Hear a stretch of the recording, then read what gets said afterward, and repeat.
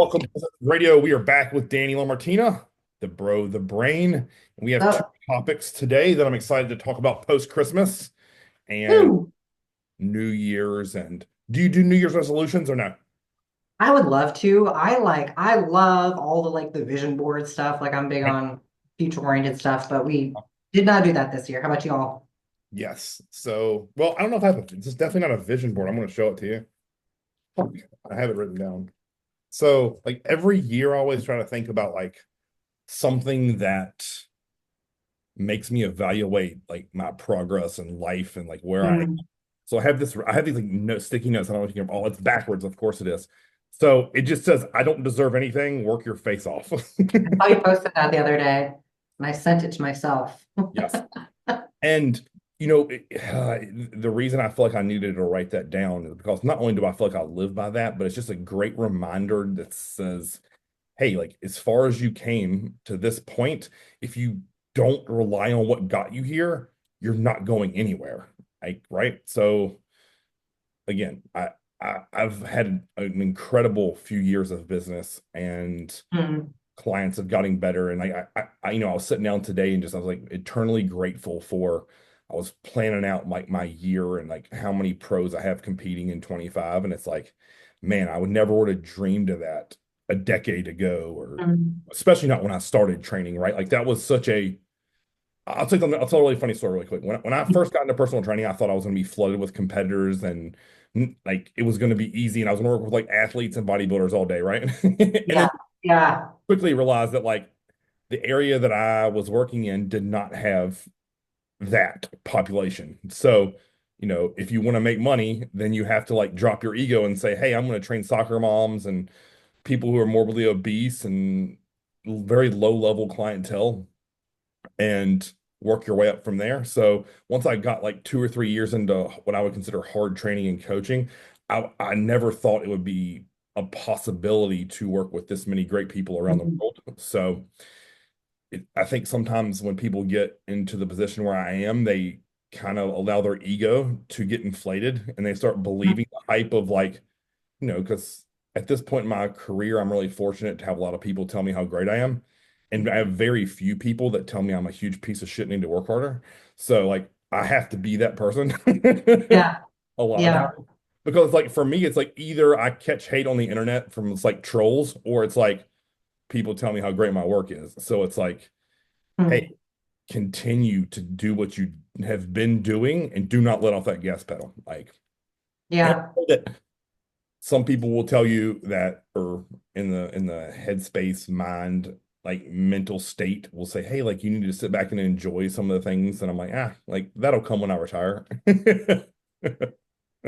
if ever. So yeah, I mean, those can both coexist at the same time, right? Like there's a point in the day where you're able to take off your hat. And like I've seen it because I've seen you in your kitchen hanging out with Angela, stuff like that. Like right. see you enjoying the day. That's It true. just doesn't, I think people are so quick to say, cool, we've made it and start coasting. Yep. And what got you here is not going to be what gets you there. So there's an evolution with that. But I think a lot of younger coaches, I'm talking like maybe 30-ish, 30, 32, are at a point right now where they feel like they've made it because they've got a large social following, but their actual quality of coaching is terrible.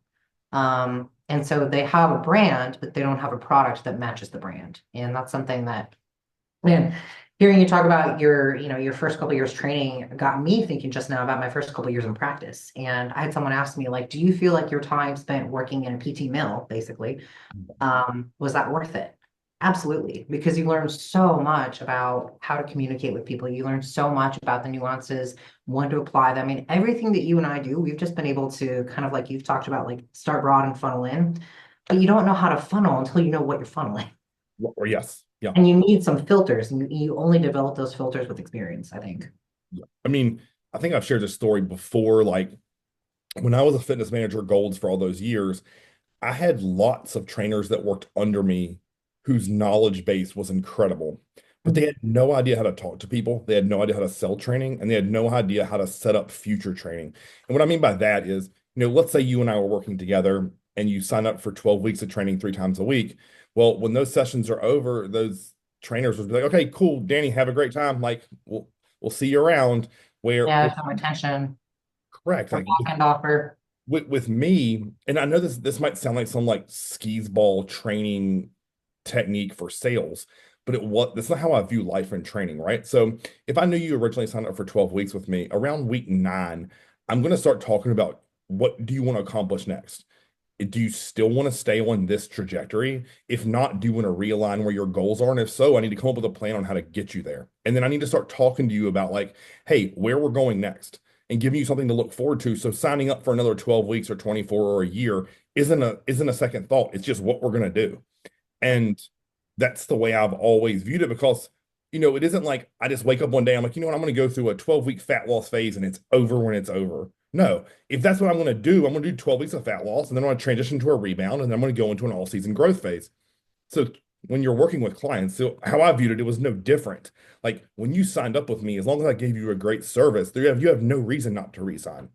Um, that's how I always looked at it. So again, that's maybe a That's salesy at all. I mean, that's you're invested in the person and you yes. recognize that for people to grow requires foresight beyond 12 weeks. I don't know what it is about 12 weeks, if it's like the 90 days or whatever, but I think so often people kind of forget how important those bridge seasons are because those bridge seasons are like that bridge and that next thing is the real trajectory changer. The first 12 weeks with someone, I think, is just like you getting a taste. And I see this with my clients all the time where, they think they're coming on just for some PT or some rehab, but they don't realize that they're in for an experience that's going to change the entire way they view their body and training and how to make both things work together. And so when they start to think about those next 12 weeks is when you know that mentally they're on board to actually become a better and different person. I think especially this time of year, as people are making these new commitments and things like that, like if you've just signed on with a coach, probably a good thing to start thinking about and evaluating, is this someone that I want to stay with after 12 weeks? Because there's not, I mean, you can do a lot in 12 weeks, but the real change is much, much longer. And if you're speaking about like New Year's resolution people, right? It's like, let's say they have a big goal of 80 or 100 pounds to lose. I 100% understand the tunnel vision involved in getting there. But at the same time, when you're starting to creep towards it, of let's say you're at 70, 75 pounds lost, and you have to start thinking about what's next. Because if you don't, let's say you do reach 100 pounds, and then I've seen this happen time and time again, and it actually breaks my heart, right? It's like, I've gotten a lot of weight off people and they get there and everyone's like, hell yeah, let's celebrate. And then that celebration turns into 10-pound gain and then 15 pounds. And the next thing you know, they're heavier than they were in less than a year. And it's like, Yeah, that took us 18 months to get all that fat off you and you put it on in 6. And and I think like that second rebound through is like, fuck, they know how hard it was to get there. And it's like, now I have to totally. and it's very overwhelming. Like, fuck it, I might as well stay fat. Like, it's, Yeah. it, I mean, it, God, I'm not gonna lie, that's how I feel right now. Like, I know how hard it's been to get lean before. I know how hard it is to add tissue. Like, this process is not easy and the body will fight it. And I think a lot of people are susceptible to that. And the best thing that we can do as coaches is continue to have foresight. Do you have like KPI? Here I'm talking about KPIs again. Oh my God. I'm never going to forget being called out as like the Six Sigma leadership because I've never. Do you have certain things that you or trends that you see that kind of give you like the antenna up that you better realize, like not reel this person in, but be like, okay, we need to redirect and make sure that we have something next for them? if it becomes I cannot wait until I can do this again. And this again may mean like eat bullshit, Mhm. not come and exercise, not have a routine, not have a set schedule. Like any of those four, I'm getting terrified. Like Yeah. thinking to myself, okay, cool. Like I need to identify really quickly if you're becoming extremely food focused, which it's easy. We've all, you and I have been there, right? Yeah. And you have to find a way to redirect that energy and the effort and the thought process. And listen, as I said, I've been there 100 times. I've had to go on my social media and like remove like Dunkin' Donuts and Krispy Kreme and Ben and Jerry's. I'm like, I'm not following that shit. I'm not gonna watch Food Network while I'm on the cardio in the morning doing treadmill. Like, I need to get out of that headspace of, food is always gonna be there for me. Yes, I'm gonna enjoy it 1 to 2 times a week with my wife. Yes, I'm going to have a free meal each week, or yes, I'm going to have a few meals after my goal is accomplished. But I need to find ways to avert that energy into something positive. Um, Mhm. and then I need to really rectify any type of injury I may have or something that's going to cause me to step back away from what got me successful in the first place. So Yeah. always try to instill in those people like this is now a lifestyle for you.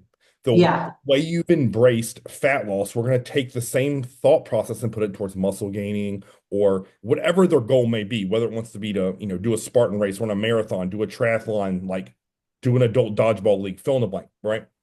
And I need to say, okay, we take all that effort, energy that you had towards fat loss and apply it to your next thing we're going to accomplish together. You Hmm. do it like that, right? Where not only is the mirror their accountability, but so am I, and so are themselves. You empower that person. They're like, listen, you're mentally strong. You can do this. I believe in you. You've just proven to me and yourself that you can do this. Now let's keep kicking ass and not go backwards. And to me, it's like always trying to just empower that person to say, I am Yeah. tough, I am strong, I am not weak like I once was. I am a new person. And I know a lot of times, like, that's easier said than done, and it may take fucking up a couple times, like to realize that. But I always try to reinforce to them too. No matter what we face together, it's together, right? So Hmm. if you're open and honest with me, I have fixed anything that you could ever do to yourself. Lean on me. Don't hide from me. Don't feel ashamed. Because that's a big problem that I used to have early in my career. Like people would do really well with me. They would dominate. The moment they fall off the wagon, they would like ghost. And I'm like, why did we do that? Like, I can help you. Like, we can get through this together. Well, I just didn't want you to be embarrassed, or I didn't want you to be mad at me or frustrated. I'm like, what you have to realize is that you hire me to do a job, and I can't do that if you aren't here, or if you want, Yeah. aren't sending me emails now in that capacity. Yeah. And that can be very challenging for some people because, you know, I think a lot of times as clients, they look at you as they put you on a pedestal and they respect you and they want you to be proud of them. And when they feel like they've let you down, that's the worst feeling they can have, right? Even more Yeah. so if I was like, Danny, this is pathetic. You hadn't trained and I know you have more in you. Like, even though I would never probably speak to someone that unless they needed it, you would have a much harder time being like, Chris, like, I didn't eat my meals this weekend. I skipped the gym twice. And, instead of doing my cardio, I slept in. I'm like, okay, cool. I get it. Now, why do we do that? Why did that behavior exist? And then what can we do to replace that and make it better for you? Hmm. So a lot of times it's a simple phone call or an email or just a problem solving session is what I like to view that as. Um, Yeah. I shared on a podcast I did with Dave, one of the girls who did nationals, what's that, 5 weeks ago, with me. She'd always like came out of a contest prep, went right into a rebound, and it worked. Like we were just adding muscle, staying lean. And this past time, nationals were her third show of the year. It was a long contest season. We had pushed to a new level of condition that she'd ever had before. And when she got back home and settled in, I'm always like, just shoot me an email when you get back settled in, and we'll come up with a game plan for what we're gonna do for 25. And that was the same time that fit model division came out, and she was like, Chris, like, do you think I should do that? Like, I don't know if I want to be as big as some of those bikini girls were that I competed against that were in the top three. And I'm like, okay, let's refocus here. What's actually going on? Yeah. And she's like, I think I'm just burnt out and I miss my family because she has two young girls. And I was like, okay, cool. Like instead of going into a rebound phase, what if we go into a health phase? I pull your training back to 3 or 4 days a week. I increase your food drastically, and I pull your cardio back to 3 days a week, and you really get some good family time. And we just use this next 8 weeks to cruise. We take an off week, and then we come back at it full force and we reevaluate everything. And like she sent me her update today, and her physique looks incredible. Her mind is mentally fresh and sharp. And even though it's not the same way we've done it in the past, it was just problem solving a situation, being like, okay, do you want to get out of the sport? And the answer is absolutely not. She's too good. She's going to be a pro and be successful at it. It's just a matter of biding her time and knowing that in 1, 2, maybe even 3 years, she'll eventually have the muscle through her shoulders, upper back, and glutes that she needs to be competitive because she has Hmm. the look. Waist is teeny, gr great stage presence. Now it's just a matter of getting everything perfect, and Yeah. having time and patience, as we always talk about. So, I shared that story only because that's a real world of experience of like, don't, because the easy thing there for her would have been to not address those issues.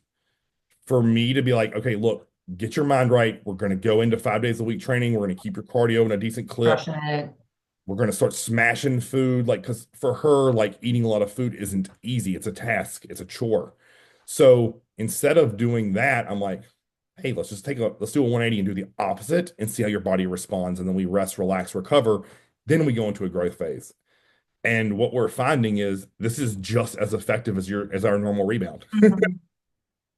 So That's really cool. I think what's really special about your coaching style is that, well, there's a lot, but you hit on a couple of things a few minutes ago with regards to like problem solving with someone saying like, hey, we can do this together. right. Yes. There's really, really a powerful thing that happens in the brain when we are not alone. Like Yes. there's an entirely different neural network that comes online. I don't know if this is something that's just like natural to you, or if this is something like you picked up with that brilliant wife of yours. But your coaching style literally hits the reset button on like, hey, how do we really create behavior change? By shifting people out of the oh my God, I need to just like survive and get through this kind of mode. That was something that I really felt working with you too. So that's really, really cool. I think the other really cool thing about what you just mentioned is, I don't want to say this.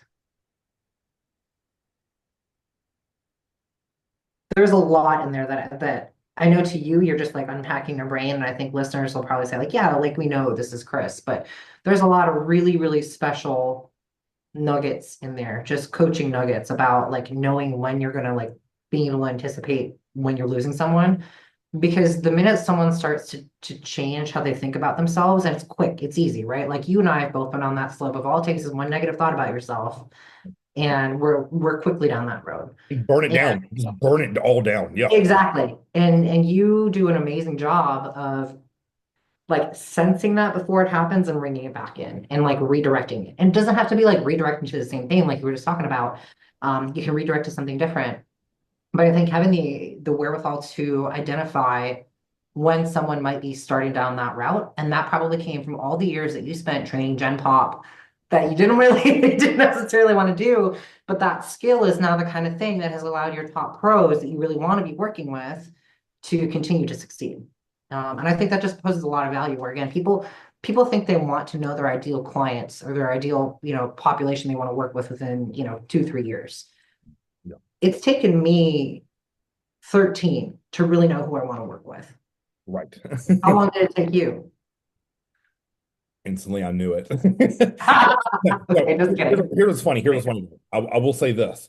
So I knew that I was meant to train high level competitors and athletes.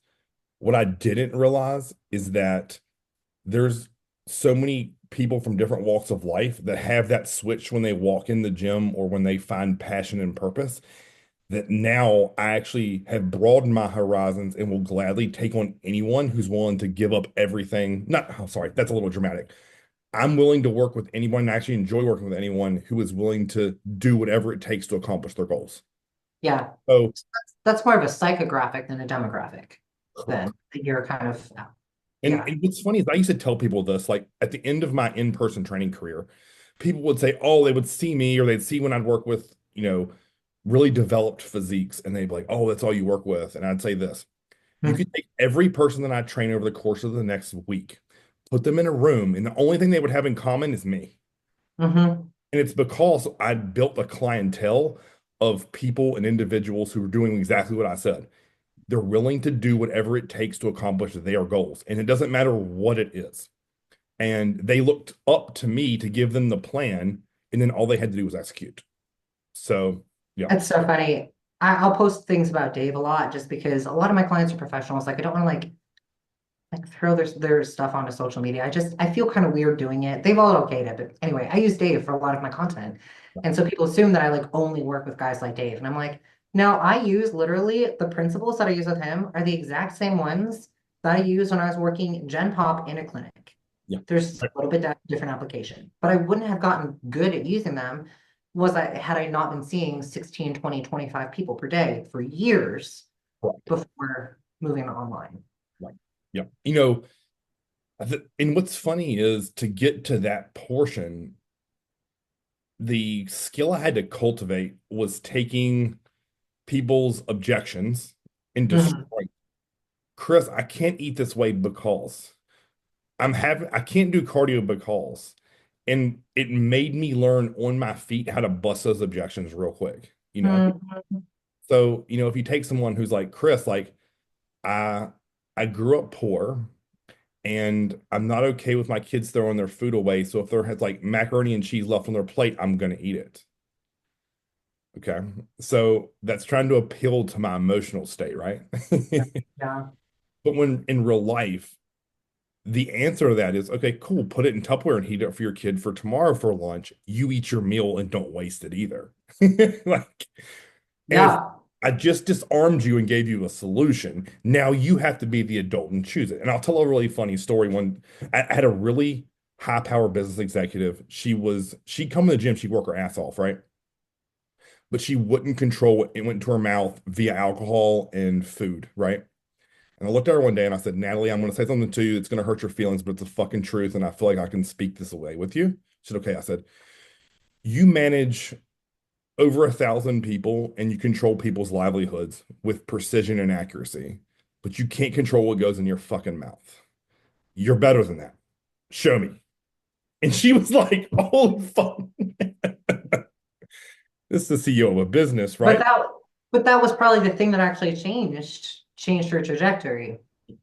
She completely 180'd her life in progress with me.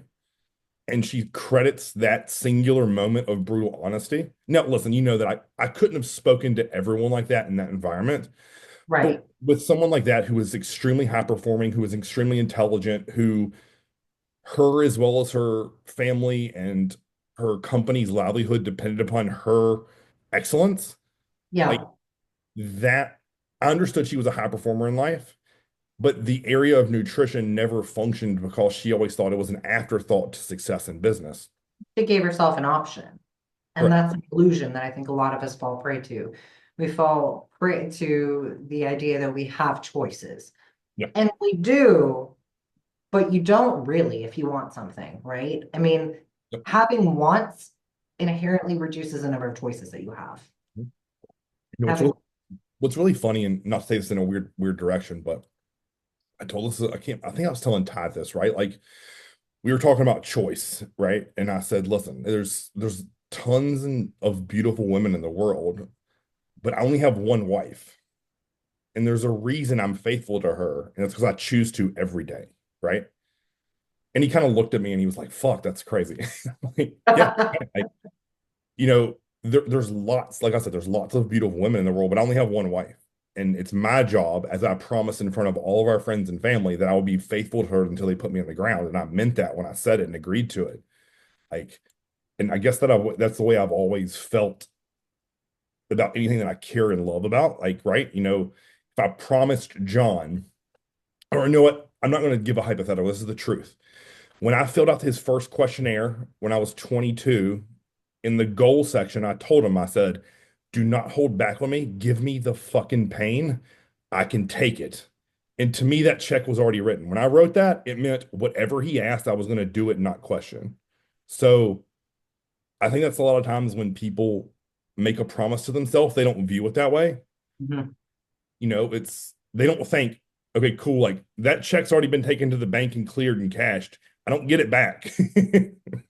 Well, we definitely don't approach ourselves and the promise that we make to ourselves the same way that we would approach. Like you would never promise something to someone else unless you're not a great human being and make a decision to just say, you know what, I don't really feel like that today. Like you weigh your words carefully. But unfortunately, I don't think people have a level of self-respect, and I don't. This is probably where you and I are, why we're so opinionated on people learning to trust themselves and be able to make a decision for themselves, because it cultivates a level of self-respect that demands that we keep the promises we make to ourselves. Yep. People that have low self-esteem, this is something that I've really had to work through this year. People with low self-esteem, when we give ourselves the options, it's really saying that we're not important. That's not anything anyone else told us. That's something we told ourselves by the actions we chose to take or didn't take. Yep. Yeah. And again, when I started bodybuilding, I looked myself in the eyes in the mirror and I said, never again will you be this skinny. Mhm. Never again. We've done it. That moment it's all I needed. And then there was no looking back. And I think that so many are probably scared to do that. And by no, like, listen, this was before social media. So I wasn't like online, like screaming, like, I'm gonna be bigger one day. Right. The simple promise to myself. And it's like that accountability mirror for me is what I always go back to. Like I'll purposely make myself feel look back at those photos of what I looked like when I started and be like, listen, you promised this kid, don't let him down.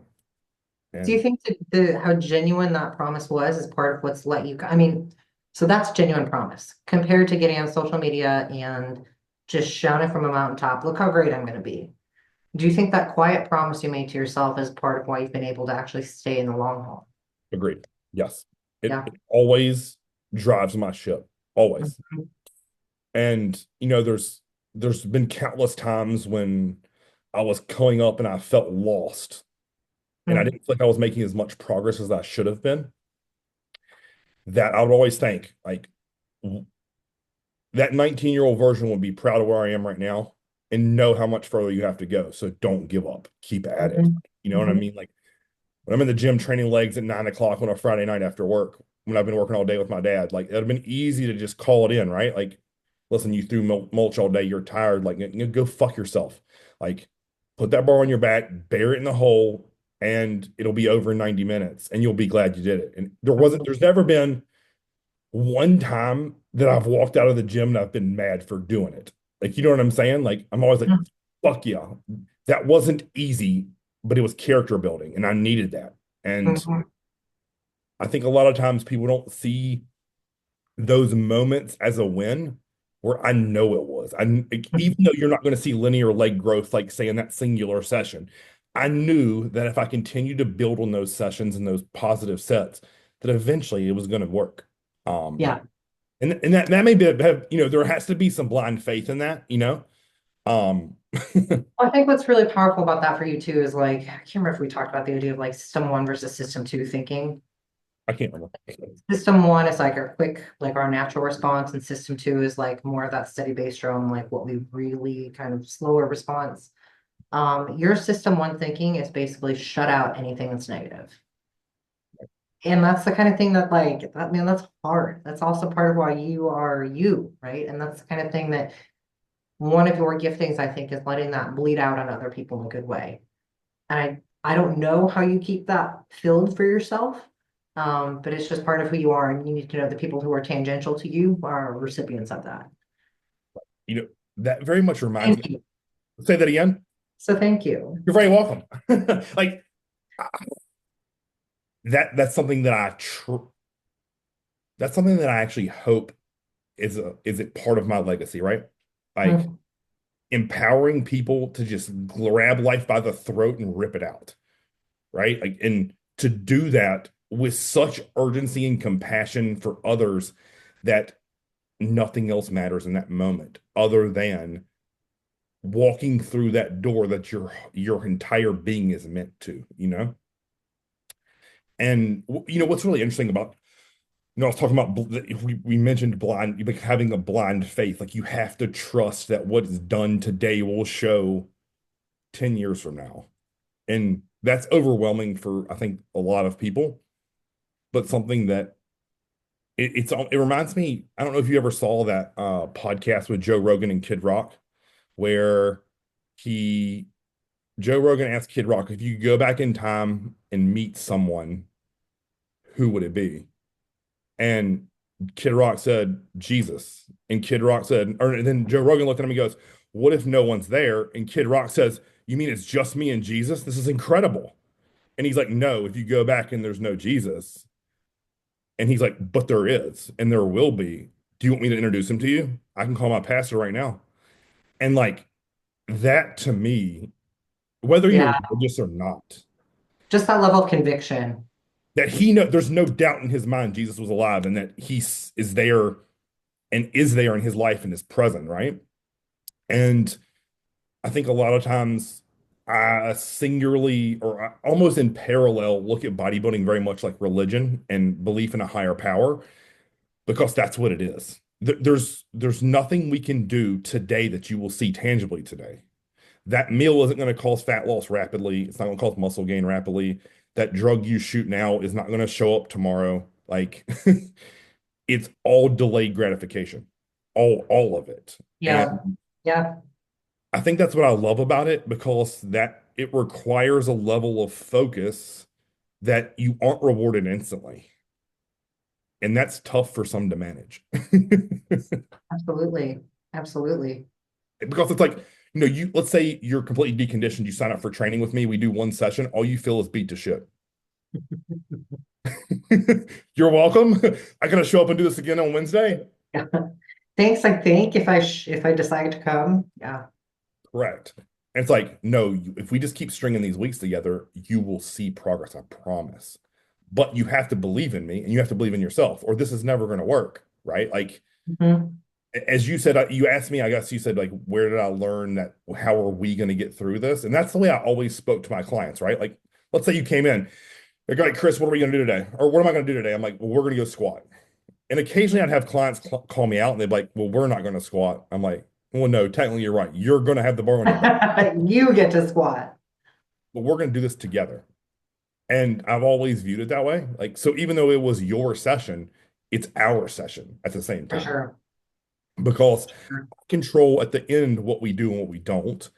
I give you more, give you less. But in the same time, like, if you aren't giving me effort, I need to find a way to pull that out of you Absolutely. or pivot and figure out why this is failing today. So, Well, yeah, go ahead. all I was going to say is like, I think it's because I played team sports my whole life, Hmm. really good coaches that we were always a unit, even though it requires each individual to do their job as a standalone. If we don't do them together, we fail. So that's kind of how I think I'll look at it. Even though it's not 11 on 11, it's 2 on 1, 1 on 1, however you want to view that.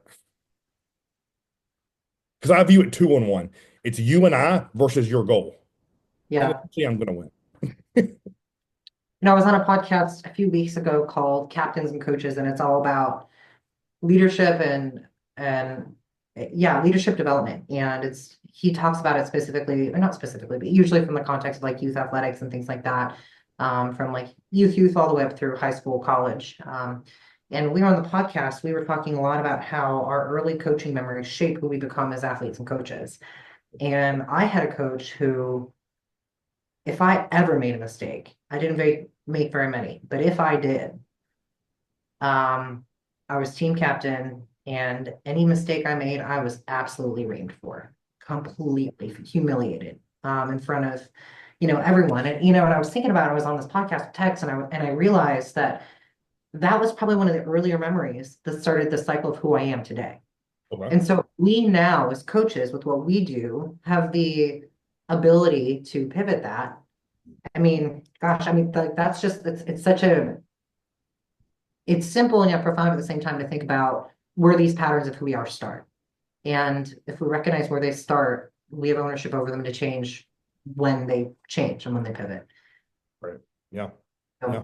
So yeah, interesting. It's It's funny because we think about, like bodybuilding coaching or what we do, and it's individual, but it's not. Or like you and I are both coaches who are in the trenches with our people. I think every single one of our clients probably feels like they have someone who is literally in the trenches with them, boots on the ground, figuring out how to problem solve day in, day out.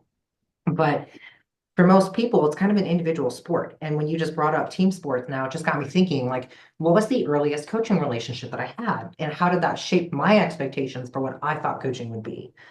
And now I'm reflecting, like, okay, how did that change what I expected from coaching as an adult in bodybuilding from you and others over the years? yeah. And I think that's part of why you stood out so much is just how enormously, I don't want to say like, there's a difference between being positive and like not acknowledging things, kind of that like toxic positivity versus being at any given point in time, we are one solution away from things being so much better. And you kind of carrying out that mindset, I think, is something that's really, really pivotal. Again, I'm just repeating myself. Thanks for being awesome. Yeah. I mean, to me, that passion like wears off. And I've been around a lot of coaches who are good at coaching, but they don't love it. They don't really love helping people. It's kind of like, okay, I have a skill and I'm good at it. I'm going to make money off of it. That's very different than in my mind who have people who have that same level of skill, but they're passionate about helping others. And I'm not saying that both of those individuals won't get you to the same end, but it's a different feeling. No, I think they're gonna get, I think the one without passion is probably gonna drop you off a little bit sooner. And at some point, you're gonna kind of feel like you're moving forward, without them, even though they're writing the program. It's a valid point. Yeah. And maybe I want to say that just to give other people the benefit of the doubt. Well, I think that's in your character, but Yeah, because I mean, listen, th I think no matter what people can say about me as a human, like there is no doubt that I absolutely love coaching other people and making them better and forcing them to be better yeah. and showing them that the capabilities that their brain has for them, their body is well above it. We just have to convince this, which is the most stubborn muscle in the fucking body on some people. Yeah, it is. Yeah, for sure. It's interesting. I was doing a little continuing education because what else would I do with free time? Right, yeah. All right, real Uh, fast, let me pause this. I have to tell a funny story about you. So when I showed up to Chicago and Dave okay. in the door and you're in there studying, I'm like, stop it, bro. Stop it. Chris, I'm learning about, I was taking a continuing ed course during peak week because I don't I remember literally what it was was like, about. wait, what was that? I don't even remember what you were studying, but I'm Oh, thinking, well, and then the nerdiest thing about it is I sat there and I was going through, there's a lot about like integration of the thorax and the pelvis, rib cage, like all that kind of stuff. And I right? sat there and I was like, my front double is really jacked up and I can't control my left ab wall. I think I'm missing my left medial hamstring for ischial tuberosity control. Let me get a sideline position real quick, see if I can actually. Anyway, I did this thing and it cleared out my front and my back double. And so of course I'm like just sitting there nerding out. I'm like, oh, I have posterior expansion. What if I get more better pinky contact? I'm like, yeah, that's what I do on peak week. Because my senses were overwhelmed there, right? Because I walk into a room that was 50 degrees. You're studying in your posing suit, and I'm like, what the fuck is going on here?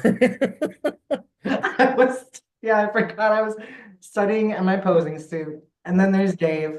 Yes, yes. I've never met him. I've never met either of you in person yet until that moment. I'm like, I it's think not, I think we were just like, hey, do you want some food? It's a for you. yes, please. Yeah. So it was and that was after a Oh long trip man. and weird Uber ride. So it was like very, very weird for me to get settled and like grounding like my brain of like what has to get accomplished. Like, Yeah, you did seem a little bit just like kind of out of it. And then the next morning, after getting my hair done and not sleeping, I came back in tears saying, I hate my hair. The judges are gonna hate it and freaked out. And dudes, be grateful that your show day involves so many fewer steps. That's yes. all I'm gonna say. Eternally grateful for no hair and makeup. Jeez, man. Gluing suits down and all that mess is a nightmare. Yeah, it is. Yeah, continuing it, continuing it. But for real, that course that week is why I was able to hit the lat spread the way that I was. Because prior to that, my left lat during all of my check-in pictures was just rooted down. Um, so it's always fun for me when I can see something change like that. And peak week is a good time for it, provided it's like not going to influence anything like, water balance or any other inflammation, things like that. If it's just, easy. So switching gears for a second, you had an email of something Yeah. we can talk about and address. So do you want to pose the scenario to the viewers and then you and I just break down live like how or what we would approach this topic? So the TLDR of the email was basically, I love to train, I love to high volume train. I'm a little bit older, and it seems like every 4 to 5 months, I wouldn't necessarily say I'm under recovered or overtrained, but I run into these massive like GI type issues consistently, and I'm prone to getting sick after. Was like kind of the premise of that whole thing. I've got my thoughts there, Yeah, please go for it. but I want to hear yours first. Oh yeah, okay, for sure. So the first thing that I would have to try to hyper isolate was, is it happenstance that you're getting sick after 4 to 5 months? And if so, is it an immunity issue? That's where I would start one, right? And I only say that because I have the update I was doing just before we hopped on here is this poor guy that I work with. I swear to you, every time he travels, he gets crazy sick. And Hmm. yes, he's been traveling probably 2 times a quarter. And he spent most of 2023, 24 sick. Through that Wow. whole like COVID era, he was sick a lot. And it's one of those things where it was just that's fresh on my mind. So I'm like, is is it an immunity issue? And are those isolated and different? I think a lot of times and let me say this back. Let me take it back. Sometimes we can conflate issues and make them want to be a group when they're not. Yeah. You know what I Yeah. mean? Like, oh, well, my shoulder hurts and it's because I sleep on my side, but it's also because I start with flat bench and I also don't do anything to warm up. Okay, well, where's your shoulder issue stemming from? I mean, there's too much noise there, right? And I think our goal as coaches is always to be and find a signal within the noise. The next thing I would want to look at is his nutrition and how frequently it changes. In that 4 to 5 month time frame when you're having GI issues, is it because you're building up in food intolerances? That could be something as simple as how you're cooking your eggs, right? Like, and again, I think about that fresh because that's fresh in my mind. I've been eating over medium eggs for the last year and a half, and I like had so much mucus through my nose. This week I was like, you know what? Fuck it, I'm doing hard boiled. Instantly the problem went away. Hmm. Simply just built up a food intolerance how I was cooking the eggs. I've had guys do that with chicken, beef, like rice. I simply just had to change it from like jasmine to basmati or white and or potatoes, cream of rice, fill in the blank. So I would want to look at that would be some of the first issues I would look at. And then next I would look like, okay, cool. Is that cycle, does it stem the GI issues from sleep and stress? That's kind of Yeah. how we look next, right? Let's say sometime every quarter, every trimester of the year, you have major work projects, and that simultaneously configures with more stress, less sleep, and then you're having GI issues and you're thinking it could potentially be from training. Again, it could be from training. I Yeah. don't know. Those would be all the avenues I would explore first. And then next, I would look into, even though I don't like pre-planning off weeks or deloads, that will be the next step for me. So let's say it's every 4 months or to 5 months that's happened on clockwork. Okay, cool. So if I'm thinking 4 months, that's 16 weeks. At 12 weeks, I'm going to purposely take an off week or a deload and I'm going to beat it to it next cycle. Mhm. If I do that at 12 weeks, that means we have week 13, 14, 15, 16, and then potentially to 20 before I get sick again or have GI issues. If that prevents that cycle from happening, guess what I'm going to do in the next 12 weeks? Take another Totally. deload or off week. Um, Yeah. that would be to me like very ground level surface where I would start. Well, I think, the years for me of working in a clinic have taught me to ask a lot of questions, right? And like we can make a lot of assumptions, and the human brain is hardwired to fill in gaps that we don't necessarily know. And so obviously there are a lot of questions we want to ask him. Like, okay, you're having this issue. Are there any other things that lead up to this issue? What are the previous dominoes that are falling? Maybe there are some, maybe there aren't. But I Yep. think the other thing to look at is obviously the idea of inflammation, intolerance, stress, all those things. We tend to think about how do I want to say this in a way that's actually meaningful? We think systems are so separate. And they aren't really. Like, is there a possibility that when we even talk about high volume training, okay, what is high volume to him? Is high Correct. volume 50 work sets in a session like we're talking about off camera? Because that's a problem. Agreed. And we might need to address that. Is high volume to him like, maybe he's moving quickly for 30 minutes, but it's not actually high volume? Okay, well, then we might want to start looking at things like maybe even like insulin sensitivity and A1C because that's going to influence digestion acutely. And our training can have an enormous influence on those things. If we're highly glycolytic for too long, we will drive up A1C. So those guys who are pushing carbs constantly. Yep. Yep. Yep. Um, so that would kind of be where I would start. But I do think a lot of this often is stress related for people too. So if it's every 4 to 5 months, like just breaking it down cyclically like you did, I would definitely want to know if it corresponds with like certain holidays, things Right. like 4th of July, and then right into Christmas and New Year's or something like that. And then obviously looking at diet, things like food choices and whatnot. So I think some of these solutions are simple. Um, Generally, when someone, so this again came to email for me, and usually when someone emails me, they've exhausted the kind of simple options. Yeah. Um, and so that's where it kind of starts to get a little bit nerdy. Things that I have seen that people don't expect to influence their digestion. There's a huge musculoskeletal impact on digestion, enormous. Like if we are bound up in the posterior aspect of our rib cage. We're not going to get the same vagal stimulation. That's going to influence digestion. That's going to happen in big guys as well as medium-sized guys because of all the concentric orientation of muscles on the back. That in hand will also influence the position of the pelvis, which is going to change pelvic floor position and really alters digestion quite a bit, like Right. substantially. Yes. Um, like that's something that I've worked on with so many dudes, like things you don't think you're going to work on as a physical therapist, that. But our MSK system has a huge influence on that. Even things like, are they using a CPAP? Because if they're getting good or not great diaphragmatic excursion, that's going to have a different influence on vagal stimulation, which is obviously going to influence digestion too. So a lot of other lifestyle factors that can contribute to that as well. Okay, I jotted 3 notes down while I was also thinking out loud with my mouth.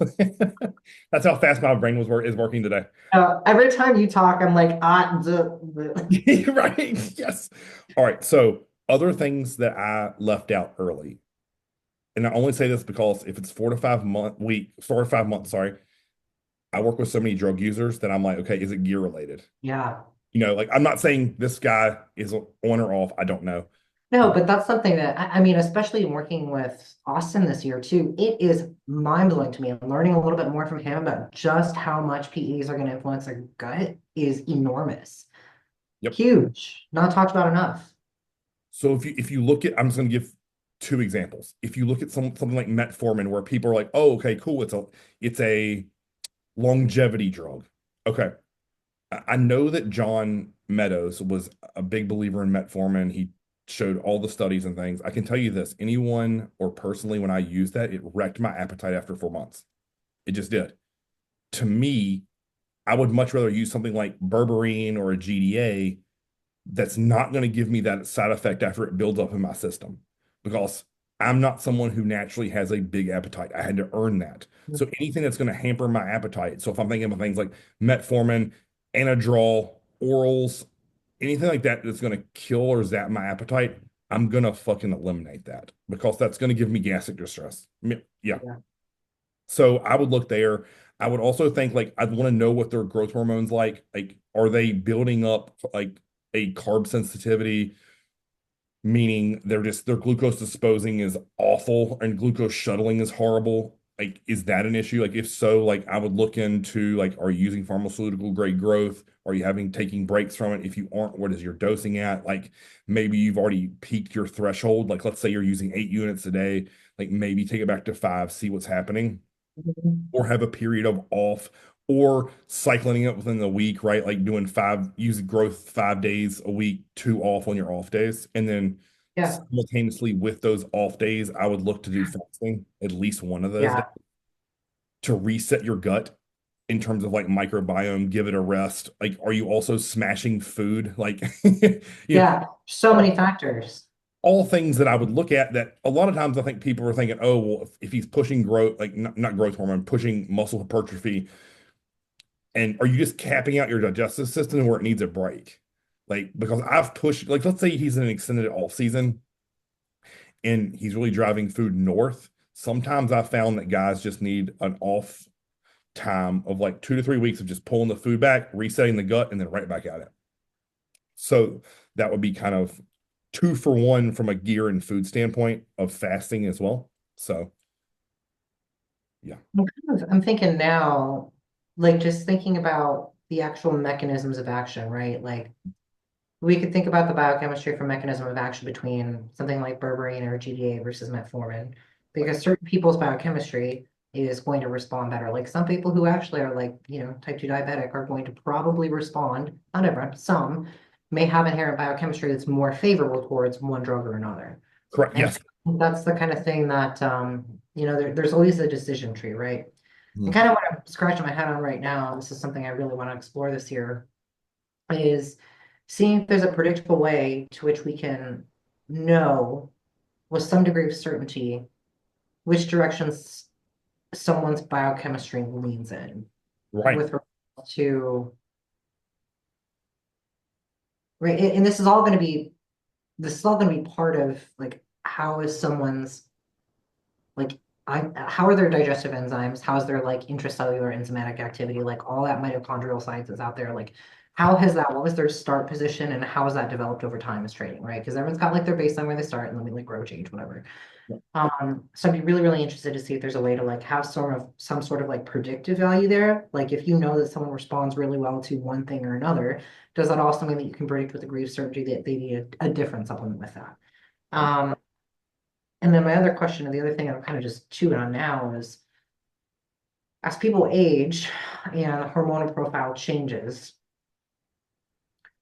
how does that change and influence things like buffering capacity locally?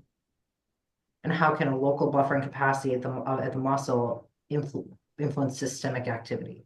Like, is there a threshold or a critical mass at which we need to be more cognizant of the ability to deal with post-inflammatory or post-training inflammation, if that makes sense? Yes.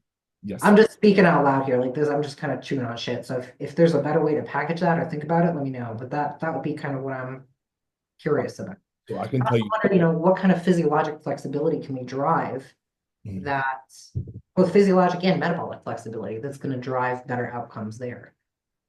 I don't Yes. Something that I tinkered with for two contest preps that worked really, really well for me was I put so much pressure on myself within a session to perform well that if I didn't go pedal on a bike or walk on a Stairmaster at a slow pace for like 8 to 10 minutes post workout. Now, this isn't a fat burning agent. This is nothing other than me just come out calling. of the dark hole. Yes. Yeah. Have you ever heard of the product Adaptogen? Yeah, yeah. Okay, perfect. So I would sip that. It tastes like hot chocolate. It's delicious. So good. Yeah. So I would sip that and do some post lift cardio to calm down. Now, if you saw me doing it, I'm telling you, my speed on the treadmill or the Stairmaster was a 3, and I was pedaling like I was on a Sunday stroll with Angela after church, like Yeah. enjoying the scenery. And that did wonders for me. So then, okay, so if you're thinking about this logically, I would finish training, I would have the adaptogen, do that 8 to 10 minutes of cardio, I'd shoot growth hormone, get in the car, have a peaceful ride home. I did not put music on that amped me up. It was either a podcast that was intellectual driven, or it was like chill music that kept my heart rate. It was a low BPM. And Yeah. I'd come home, eat my post-lift meal, take a nap, and that did wonders for my body and digestive system. Again, I have no science to tell me why that worked. It just logically made sense to me about get out of that hole as fast as humanly fucking possible. It's based on so many principles that we know to be true though, right? Like we know that what the mind like we hear all the time what the mind thinks the body will create, but now we have science that literally shows what the mind thinks creates different chemicals in the body to drive different systems activity. Like there's rabbit holes we go down with that. So of course that was effective. I would be really curious your thoughts on the idea of neurotyping. Like that was something that Thibodeau did a lot of back in the no, Right. was it Thibodeau or Poliquin? Oh, maybe I think both. it was both. Yeah. Yeah. And like we see different types of lifters, right? Like you're that guy. Whereas like if I go to that angry place, I like that's not good for me for any lift, not even my deadlift. Right. Um, and so I'm curious how something like the neurotyping would change how we apply those first principles. Oh, right. Yeah. And a lot of people are going to say the neurotyping is pseudoscience, but like, I don't know. I mean, do I think people can have better sensitivity to different neurotransmitters? Absolutely, I do. Yeah. I think that's why part of why we see so much difference personality. Yeah. There's, I think, here's how I looked at that or look at or think about that too, right? When you place an individual in an environment and then they thrive in that, right? Like, I like two scenarios in a gym I get really great sessions out of. I'm alone by myself, or I'm around people like me, if that makes sense.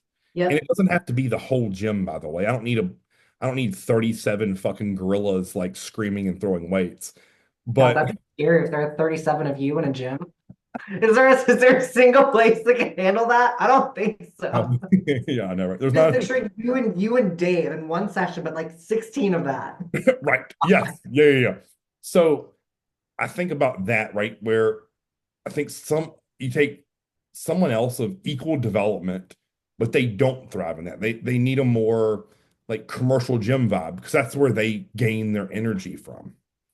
Where me, I'm just like, when I'm in a commercial gym like that, my brain is like on overload of hatred, wanting to help people and fix their problems. And then like, oh God, why do I have to be in a place like this? Yeah, yeah, So I've always wondered, like, if you take about it, like, if you think about how someone's brain thrives and functions optimally in the environment, and then where they have to go within that session, because, I've been in commercial gyms that are soft, but in my brain, I envisioned a very different environment. And I put my headphones on and I instantly go to another scenario previously in my life or an area I want to be one day and how my body would adapt. And I put myself within that situation. For years leading up to every time I would go to train with John, I'd always think when I'm home by myself, like him on one shoulder, Dave Tate on the other, like I need to prepare for that moment again. When yeah, I'm given that opportunity again, I need to envision and I need to have been there multiple times to thrive in that environment. So even yeah. though there might be chaos around me of a circus of a commercial gym, in that singular square of my box in that machine or platform, I was with them.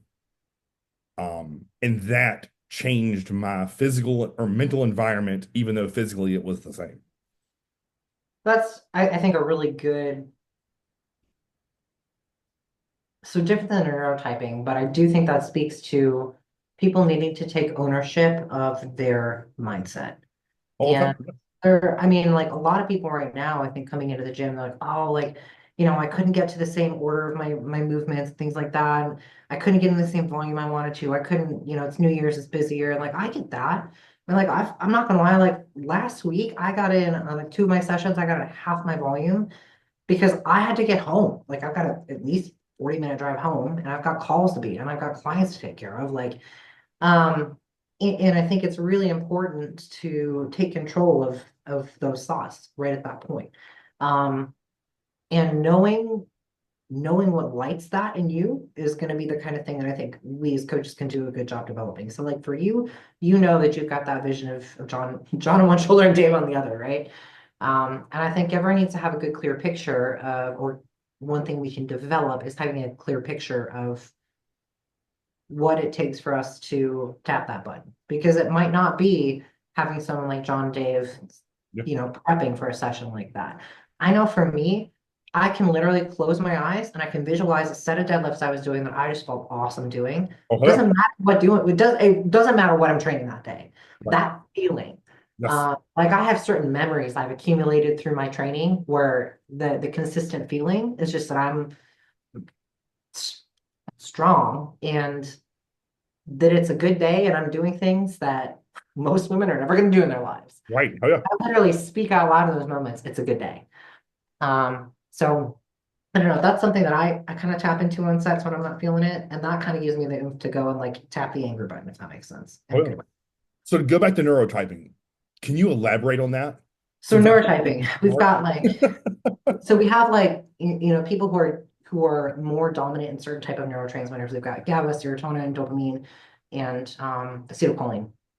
And all of those things you could think about. This is like my very broad, bastardized interpretation of this, is that those four neurotypes are basically going to have personality traits that are associated with having a higher dominance in those in one of those four.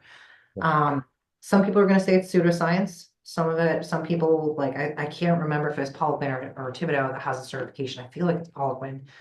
Um, but I have to think that there's something to that, right? Because people respond very differently to different types of stimuli. Someone who's more GABA dominant, like my husband Dave, not little Dave, but my Dave, he is steady bass drum. So if you put him in an environment where he's expected to be up here, that high responsive, highly reactive, he's not going to go there. That shuts him down and puts him into freeze. But if you give him an opportunity to show up and just keep doing the thing that he loves to do, I mean, he taps the button better than anybody I've seen. But that's never firing him up, right? Now, if I approach my sets the way that he does his, I'm bored as hell. Right. You and me both. So like So what's the biochemistry? What's the neurochemistry behind that? Well, I also like, being married to Dave. There's a lot about his personality that I know. We can look at any other personality type, whether it's like DISC or Enneagram or, Myers-Briggs, any of that. And with neurotyping, again, I've not taken the certifications. What I understand from the years ago that I looked at it was that based on someone's neurotype, you're going to want to design their session and their training structure because there needs to be an optimal level of arousal that's going to be different for each person. And again, like this is something that we inherently know about people, right? So how does this happen physiologically? Well, I do think there's a combination of epigenetics in terms of like, here's the human DNA, here's our ancestors, like there's an influence on the expression of our DNA in certain things. And obviously there's like the life experience that comes with that, right? So we know that through epigenetics that things change. Our thoughts change, our body changes as a result of our thoughts, things like that. So um I'm really interested in this kind of stuff because I think it's the kind of thing that this is where coaching becomes really meaningful because we are changing the trajectory of where someone's life goes if they're open to it and if we communicate in a way that they can receive. Um, so Really incredible. Yeah. And it's crazy. I mean, the more I dig into the neurology stuff, like I was just thinking on my way to the gym this morning, like trends that I see happening in the next 5 years, I think the fitness industry is going to contract exponentially. I uh, think in order to be a great coach, it's not going to be good enough to be good at movement and good at nutrition. I think that the coaches that have any sort of longevity within this are going to be very, very good at integrating systems or have a 20-year track record like yourself. yeah. Yeah. Um, but I think we're seeing a lot of integration, and that's a lot of where people's desire for longevity is coming from too. So You now know, the new thing is everyone wants to live forever. How do we do that? Well, we don't do it by just looking at just movement. We look at, okay, well, how does our movement influence our rib cage and our respiratory system and our biomechanics? Because is that going to allow us to get oxygen to our brain? Because if our brain doesn't have the right amount of oxygen, there's a very specific muscle in the neck that's going to control some of that tension too. So like there's a lot of there's just so much integration. yeah. And you know what I think part of that is being adaptive and not setting your ways and also Mm, not being locked in so much that you're not as scared, it's like terrified of new information. And yeah, I think part of what I've always loved about this world is the experimentation that's involved with it. yeah. Like I love being a guinea pig. Um, it's just fun to me. Like, let's go do a science experiment today, like this week, and see how it works. And listen, it goes back to that theory I've always had is like you're either winning or you're learning. Mm, There's no losses when I'm trying and having fun at it, right? yeah. I've done stupid shit in the gym that in hindsight was not not logical.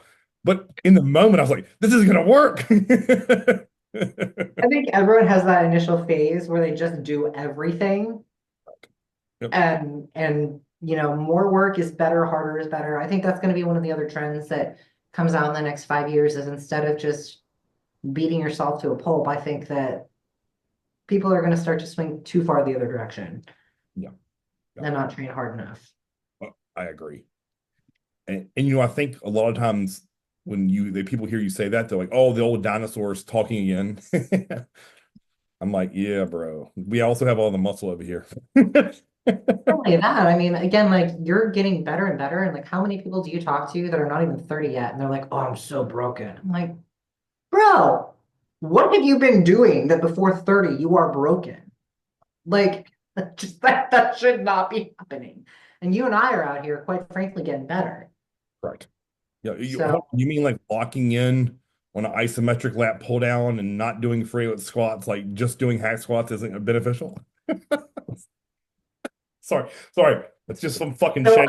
I'm starting with someone new this week. It was the program I was telling you I was working on before I got on this call. And this guy's a pro. He's super smart, super detailed, working with a different prep coach for nutrition, and was talking to me and was like, "Hey, your husband looks like he never hurts and he's huge. Can you help me too?" I was like, "Yeah, of course. Like, what are you doing? Let's just find a quick solution." Yeah. He was like, "No, I think I need you to take over like everything." And I was Okay. like, "Well, what do you mean? Like, show me what you're doing." And it's like 3 on, 1 off with like heavy back squats one day, deadlifts from the floor the next, like incline barbell, like barbell pressing that Right. Yeah. next 3 days in a row. I'm like, this guy's huge. He's 285 and like mean 285. Right. Uh, there's no reason. Yeah, I'm blown away at the way some coaches continue to operate and just run their guys in the ground. Yep. Yep. But anyway, It's no that to me is no foresight. It's all about like just do all everything just in do everything. If you just do everything, all the bases are covered. correct. But And I'm also really encouraged that he was like, this doesn't seem right. I think there's a better way. Like, yep. what great trajectory to start to move down, right? Yep. You know, here is a take home for the viewers. Like years ago, I had this thought of like, is the reason my low back's beat up is because I always beat it into the ground and never gave it rehab, meaning exercise rehab, right? So I'm like, huh. So the days that I back squat, instead of doing deadlifts off the ground, why don't I do reverse hypers? And instead of compressing that spine, I pull it apart. Weird how that logically works, right? We're going to talk about your back too, at some point. Okay, But yeah, I think your back works hard for you, and that's why it gets beat up. correct. And I think that's because I came from a background where everything that was a basic to me involved some sort of lower back, either stabilization, being turned on, or having to work. Hmm. And that's the first thing you said to me. He's like, Chris, your back never turns off. Of course it doesn't grow. Like, I'm like, fuck, you're right. Yeah. So, yeah, when you look at things like that and you begin to look at programming and it's like, huh, well, if you only have one tool, meaning the hammer or the scalpel, it's never going to work long term. Like the scalpel people in my mind are like so hyper isolated that they don't actually have enough muscle tissue to use. And the other people who have a hammer are eventually just going to beat themselves into the ground, Hmm. can't get out. So it's like, hey, there's so many tools that we can use over the course of the week. If I'm using that same like analogy Yeah. to stimulate growth, right? And it's not just one singular set of principles. Like if I see this one more post that says 4 to 6 rep range is all you need, I'm like, okay, good luck. It's so interesting to me having these conversations with you because what we see on social media is so different. Because I follow a lot of the rehab world Oh, and right, yeah. a lot of like hypertrophy and people, like those guys too, but I'm not as inundated with that as you are. Um, yeah. Because I had a young kid who was smart. He said this to me, and he was trying to zing me, right? He was like, Chris, if you do a 20 rep set of reverse peg deck, what are the first 15 reps if the last five calls growth? Okay. So I understand what you're getting at. His point is like, why don't I just double the weight that I'm using and do those last 5 reps? Cool. That sounds great until your rear delts aren't getting a bit of pump and you're using all a trap, or you aren't getting so much fatigue within that rear delt that it's round and capped because the volume within that rep in the set is what gives you that look. And the only reason I know that is because I've done it personally and with literally hundreds of clients. Sorry. There's so many subsystems that need to be, people only see the surface level like rear delt. They don't think about the 12 things that need to happen for that muscle to actually function properly. And Yes. what happens if it doesn't? Like, hi, your rotator cuff is right there. You want healthy and developed shoulders, you kind of need to keep the rotator cuff happy because it does a lot more than just rotate us. Like there's actually a huge decompression role it plays in the glenohumeral joint. Right. You're not going to grow if you don't have that decompression. Correct. Like, so, and here's how I think about this. Logically, is here I think about it. So I know if I pinned either of us on an incline bench with weights in our hands and a pronated grip and we did a row face down, right? That's going to get our rear delt. And let's say I said, you know what, Danny, we're going to be somewhere in the 6 to 10 rep range. So when we're doing our top set, I'm happy with anything 6 to 10. Okay, cool. I scratched that itch of overloading the rear delt. So then why don't I go to the reverse peg neck and wear that motherfucker out? Meaning with volume. And not necessarily volume in the terms of total sets, but with the term of total repetition. So we did 4 sets of 20 on the reverse peg deck. That's 80 total reps. I, I, I can just promise you, if you do that for 2 months, your rear delt will look different. Now let's think about positive secondary effects there, like the endurance component. What do you think your shoulders need? Like, do our shoulders in day-to-day life, do they operate with like a heavy or more of an endurance-based component to them? We're endurance-based. If we're Great. going to go train shoulders, we want healthy shoulders. How many truly heavy, heavy shoulder movements do people need to train? You and I are in the same boat on this one. I'm never going to do a lateral raise with a 6 rep max. Correct. I'm Yes. just not going to do it. Agreed. Yep. Like, Yep. and so having the endurance in those muscles, even if it's, for example, pressing, are you using the rear delt actively in pressing? No. No, but it's definitely on.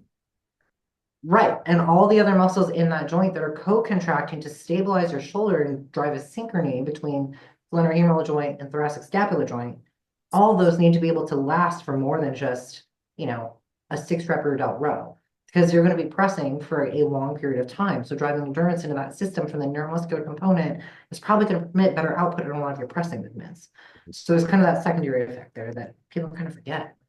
But agreed. And I know that can be frustrating for people like to grasp that, which is interesting when you look at it on paper, because it's like those same people will say, well, Chris, like if you want to grow shoulders, the dumbbell press is gonna be the best one. Okay, cool. So you can't have this both ways. I don't want to think about getting up the dumbbells for a shoulder press for 4 to 6 reps of what I would need to get up into place to press that. And if you, and I know that these people don't understand that. Like getting 140-pound dumbbells to here is horrible. That feels janky. I can't understand why. Right, right. Or even if I had both Daves hand me those weights, you know how awkward that is to receive 140-pound dumbbells in each hand like this? Yeah, good luck to your wrists and elbows too. Yep. And good luck to their lower backs from getting those fucking things into place. Like, Yeah, I mean, yeah. I think that, again, that goes back to something that you and I bang on is, on paper, that sounds incredible. In practicality, getting a 4 to 6 rep set of dumbbell shoulder press into place is horrible. Like, It's infinitely more as you get strong. When I was 112 pounds and I needed to have 40s in each hand for my 4 to 6 rep range, was there a high risk with that? No. Did I still want and need a spot? Absolutely. But for you, again, like 140 pounds on each hand, that's more than some of these guys weigh in each hand. No, I mean, like, seriously, that's not trying to be derogatory. That's like some of these guys who are out there saying this are literally that's what they weigh. And you're like, here, let me just put you on my shoulder. Oh, wait, I need 2 of you. right, We do, yeah. right. So And you're on that short back, and it's like, how much lower back arch do I get? I can't get any leverage off my feet. Like, do I press them into the ground? Do I press them off the pedals? Like, yeah, from a muscle spindle standpoint, too, the amount of compression that happens with that is actually going to drive so much concentric orientation through stabilizing muscles. You're not going to get the same output. So there's a match that needs to happen between the actual load profile and what effect it's going to have on the muscle spindle to elicit muscle contraction. We yes, don't think about that, and we need to. correct, correct. Per usual, we're kind of on the same page. Weird. Yeah, no shit, right? All right, to wrap this bad boy up, to go back to your question, the final thing I would pose to this gentleman would be I would highly recommend him waiving his volume. So, and I don't want him to, I don't want, I want people to think about volume as like a macro, like zoomed out.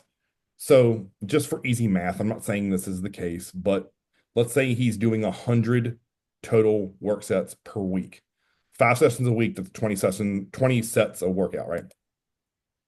What if, okay, so that's your top end. What about if you took of those 16 weeks you have before getting GI distress, if 20 is your peak and you operated on a bell, right? So let's say like weeks 8 through 12 would be your peak 20, build up to that, get there, sustain it, and then start to come down volume wise before the sickness or GI distress happens, is how I would do that. So that could operate from like 70, 80, 90, 100, 80, 60, 50 off week or deload. That's how I'd kind of look at it. So something to like take home from him potentially is like, I know not many people look at total volume like that, but if I can break it down as simplistic as the 100 sets in a week, like if you did it that way, and then within that, if I'm getting even more hyper specific, if he has any strengths, pull volume back there first. Yeah. And then anything that are higher demand. So let's say that he's squatting and deadlifting and doing bent barbell rows and things like that. Look to reallocate some of that volume to less CNS driven exercise, is how I would look at that. Absolutely. You have any feedback there or thoughts? I know I spoke really general there, but No, that's honestly, that's a big part of what I would do. Is just look at like, okay, well, can we identify the very first domino that falls? yes. Yep. Okay, because we want to start that taper before that first domino falls, and then we probably don't need to drop off quite as hard. It might be like we come up like this, then kind of come to end like here. Hmm. The better we get at predicting, having foresight to identify when it's going to happen, the more consistent we can be with not having to take that drop off and probably not needing that deload. And there's a lot of other stuff that you can work on that is going to improve your ability to train, even if you're not training with that level of intensity. Yeah, And that's kind of where you can start looking at some of the subsystems that I was looking at.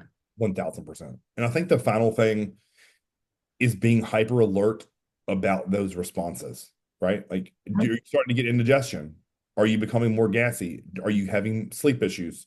Or is it taking longer to recover between sessions? Are Are you your joints inflamed? correct? Yes. All like little things that may seem weird, but I'll give someone a take home. If that ring ever gets tight to where I can't spin it, something's happening. I never take it off. If it's tight and I can't move it, something's off. My inflammation is high for whatever reason. So it's like just being hyper alert. Like, let's say you have a meal, and the next thing you know, like you have a lot of indigestion after that one always. Don't bury that. Take a note, jot it down, write what that meal was and how long it took afterwards. Did it repeat yes today? Is it the same way tomorrow? Is it the same way the day after that? And then like slowly beginning to track that. Did you wake up with a scratchy throat? And what's that progression like to sickness? Like these are Mhm. all things that I like to think about. Yeah. And most people I think just they write off. So like, I woke up with a scratchy throat, ate, drank, it went away, not a big deal. The next day that intensity went up by 10% and then 20%, and then now I'm full blown sick. Yeah. Like I, those are all things that I think I've personally done a great job of tracking instinctually because I'm like, okay, that is a response to something that's coming. Hmm. Don't like, it's don't bury your head in the sand is what I would say to him, especially when I'm approaching weeks 12 through 20. Absolutely. You know what I mean? Like Yeah. I would be hammering vitamin C, probably 10,000 fucking grams a day. Have some colostrum in there too, probably. Correct. Correct. And I would also be like, I'm like, okay, cool. Like, I'm gonna make sure make sure I take a nap for 15 to 20 minutes every day. Like all things that are regenerative that reduce inflammation and stress and anxiety. Like even if you can't sleep, like do a guided meditation. Like all little things. Like I always wonder too with people when it comes around that 4 to 5 month mark and it's consistent, what is happening consistently before that? Hmm. Are you letting off of health supplements? Are you relaxing on cardio? Like there's for it to be that much of a pattern to where he's That's recognizing it, cyclical. Yeah. something's happening, and I would love to like ask him 1,000 questions. Yeah. I'd be really curious what things like, even like dopamine levels look like at that point. Right. You can go full blown look at cortisol levels. I think people always assume high cortisol, but sometimes it's low. And if Yep. you don't have it, you don't have the anti-inflammatory effect it can provide. Is it season change? Is it allergy response? Do you know Is what it sunlight related? Like, because again, like that's all, yeah. Sunlight, circadian rhythm, cortisol, all related. Cortisol, anti-inflammatory, we villainize it, demonize it. It doesn't need to be. Um, yeah. yeah. I mean, with it again, with it being that much of a pattern, I'd always just say is like, is that like if your kid's home from Christmas break or out of school? Is it sports change? Is it like Yeah, all things that to me are within your power? Because again, like you said, if he's reaching out to you, it's a serious issue. Um, yeah. These are usually the people who've like done all the obvious. So I don't know. It's gonna be an interesting. it's gonna be a It'll. fun case, actually. What's that? That's a fun case, actually. Yeah, Um, yeah. I get a lot of them. I get a lot of fun ones. I never complain about that. That's for sure. I don't know if But I've ever told you this, but like I've always viewed people as giant puzzles. hmm Just fun to solve that shit. And some people are three pieces, and some people are 3,000. that Some people it's is a like great. That is accurate. some people are like a clear picture with like dramatic landscape, and other people are like fucking snow, and it's nothing but white pieces. And I'm like, fuck me, this is gonna take a while. Yeah. That is true. That is true. That is an accurate statement. That's like the most accurate statement. So many, yeah, some of these cases I get, I don't even know how to talk about all the different systems involved, and you just nailed it. Yes, yeah, yeah, yeah. Like my mom and I used to build puzzles a lot as a kid, and like Hmm. I remember thinking like, man, this is very overwhelming. But it's like, oh, if you just keep working, it's eventually you're gonna find where every little piece goes, right? And like you also like within building a puzzle, you question like, is the piece that you're looking for actually gone? Like, did you lose it? Is it still in the Did the box? dog eat it? Yeah. Right. So it's like that's what I think you and I experience at a very high level when you're coaching people that have very serious problems and they feel like they've tried everything and exhausted all options and they come to us and it's like, all right, here's all my shit. And it's like you just throw it all on the table and it's like, okay, like I don't know where to start. And that's where I think I've always thought about Oh like, yeah. you build the border first, right? So it's like, okay, cool. Like let's get all the low-hanging fruit and fucking eliminate that shit and then start building into the middle. Yeah, but that's what's fun to me. About That's a good way to see it. this world. And I think that's one of the reasons why when you came to me, that was so much fun for me is like, we're gonna fucking win. I just gotta figure out how. Hope we do it again. Correct. Yes. Yes. Agreed. I know I just looked up the date for the Chicago Pro for 25. So you're still on the poster on their website. So I almost screenshot it and sent it to you, but then I got Oh, distracted. really? Yes. No, I hope I get to compete again, but we will see. I know that I need to lean out from where I am right now. I don't know if that involves competing again. But we'll see. Yeah, yeah. And if it doesn't, like, yeah, It won't be in 25, that's for sure. right. Yeah, yeah, yeah, yeah, yeah. So All right. until next time, Chris, Danny, we are done. Thanks, guys.